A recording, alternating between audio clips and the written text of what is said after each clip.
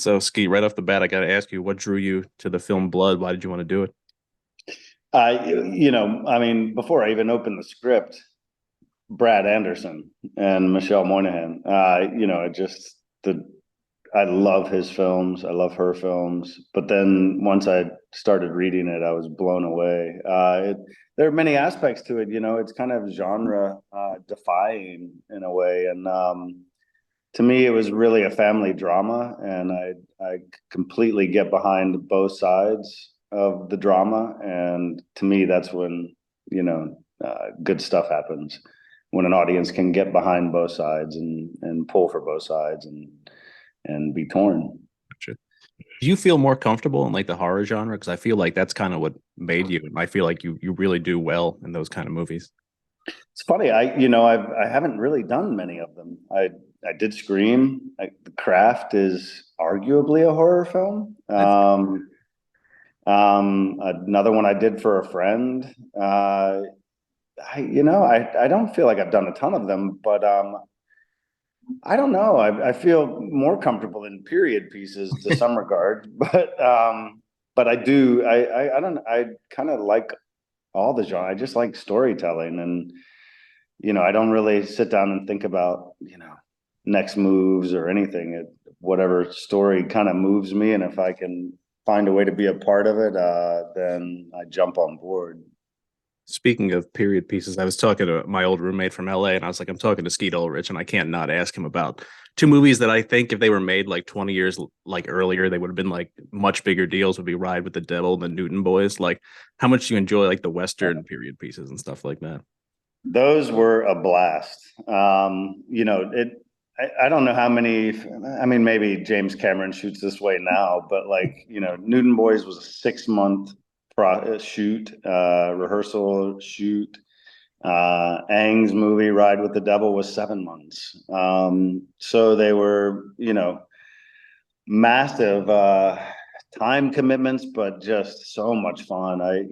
Anytime somebody's going to spend tens of millions of dollars on a genre or a period piece, you feel like you're in it. There were moments I thought I was in the 1920s. Everywhere you looked, for Linklater's movie, everywhere you look, was 1920. I mean, it's just remarkable. I do really dig them, and those films were, incredible parts for me, and to work with Aang and to work with Rick was extraordinary. Is it weird for you to go from like being the boyfriend in movies to now being like the ex-husband and husband in movies now, or is that just like the natural progression of things? Of aging. Yeah. I guess it's a natural progression. It's kind of weird. I always say to people, it's a little odd aging on film. It's in some regards, I feel healthier than when I was in my 20s, and feel like I have more energy, and yet I don't look at all like I'm in my 20s. So it's an interesting world I live in for They made sure. they made you look good in Scream 5. You look like you were back in your 20s and stuff for that. Yeah, if only they could follow me around with that technology. Are you coming back for Scream 6? I don't know if that's like classified information or anything like that. No, what's classified? I don't know. I No. don't know. Yeah, we'll see. We'll Uh, see. I can't have you here and not ask this question because a lot of like on Twitter, you'll see a lot of polls that are be like, what show would you bring back that got canceled too early? And my answer is always the same. It's always Jericho. Yeah. That's my answer for everything. What show was canceled too early that you would love to see come back? And like, is there? I know they've continued it in different mediums and stuff like that. Yeah. Any chance we see that pop back up on streaming or anything like that? I think I don't think so. I mean, there was a time about 8 years ago that you know they were heavy into discussions with Netflix. They had budgets and locations, and they were locking it down, and then CBS balked on the sale. And but I haven't heard a word since then. And it was a at that time, and that group of people, that cast, that the group of storytellers, from props department, from to the boom op to everybody, was such a family that I pulled out letters the other day and sort of cleaning my closet and stuff like that. I have a section that's just, keepsakes and stuff like that. And I was going through, there were some letters from crew members that were just beautiful, heartbreaking, about the connections and all that. But as a show, yeah, the story had a lot of legs I left. feel like And with the success of like Yellowstone in 1923 and now 1888, people want to see like that more, Western version of like, but now, like, the yeah, gritty, Midwestern, Southwest, kind of shows like that. yeah. But I I remember the think that camp. would be the only way to bring it back. And that's something I talked to Kareem Drake, one of the producers, about, was if we do go back, I was really intrigued by the idea that we would go back 5 years later and things were worse than we left it. Like they had, regressed into almost a cave-like existence, and to see where it went from there. But it's a shame. It was just the wrong network for it, unfortunately. I mean, I remember one of the first Kickstarter campaigns I've ever seen was the Nuts campaign, where they just sent that to CBS. That's one of the first ones I can ever remember, like before social media was big or anything like that. Yeah, yeah. Got to be, I mean, forever grateful to those fans who did that. Really, I think from what I heard, it was the first show brought back from cancellation at that time in 26 years. Sounds about So, right to me. yeah, yeah. I know we were talking about Brad before. Have you always wanted to work with him? Just because, like, I was telling him, like, I remember seeing like the cover art for The Machinist, and I was like, I know this is going to be a movie I am not prepared to watch, and it's going to freak me out. Yeah, I mean, Session Nine, Yeah. like, yeah, I've always wanted to work with him. He's just so unique. And, as you probably gathered on the interview, I don't know if you've interviewed him before, but he's the most mild-mannered, like unassuming, calm, gentle presence. And like, he makes some wild, wild movies.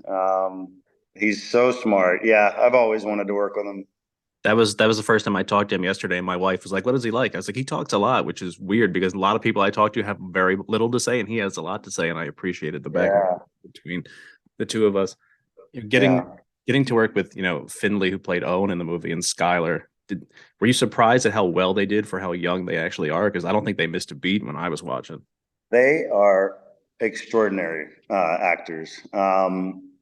I guess I was surprised because I didn't expect that level.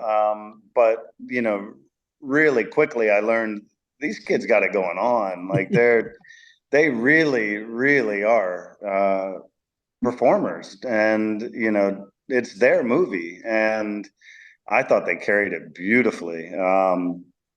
Yeah, there was not a false moment. Even in any take you were to look at, if you looked at all the dailies, you'd be hard pressed to find a false moment. They're really into it and involved, and have opinions, and they understand. And and part of that is Brad too.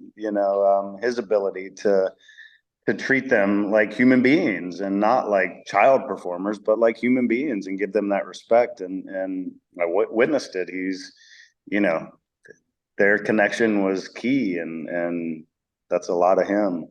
Yeah. And I know we talked about the future a little bit, and we had the Scream question, but what else are you working on that you can tell us about? Anything in the process of your working on? I mean, there's a couple films that are in the can that are, waiting for releases. Salvation, that I did, and Supercell, which unfortunately is Anne Heche's last film. Um, and I just did a show for AMC with Giancarlo Esposito called Parish, which will hopefully start coming out in the fall. Really gripping, incredible story set in New Orleans, and I'm excited for people to see that one. Yeah, I had not heard about that. I'm interested to see it because I like you a lot and I like Giancarlo a lot. I just watched his show on Netflix, that Kaleidoscope show that was insane. Yeah, I've seen a couple episodes of it. It's wild. Dude, did you know what order to watch it in? I had no idea. They didn't tell us when they sent us the screeners. It was just like pick your own poison at that point. Yeah, my manager sent me an order that apparently, and I don't know, up from down on this, but apparently was the order the cast said to watch it in. We did not get Whatever that that directive. means. But yeah, I'm a couple episodes in. He's fantastic.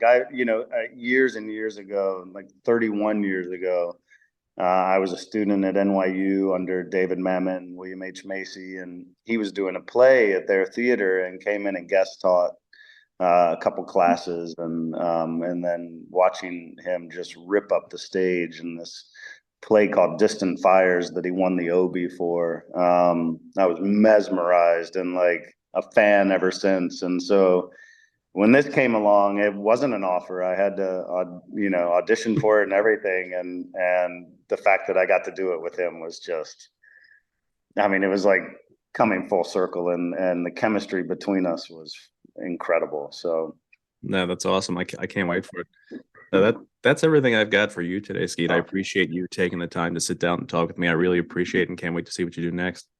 thank you, man. Appreciate it. Thanks for your time, and I look forward to talking to you again. Thanks again, man. Thanks, Jimmy.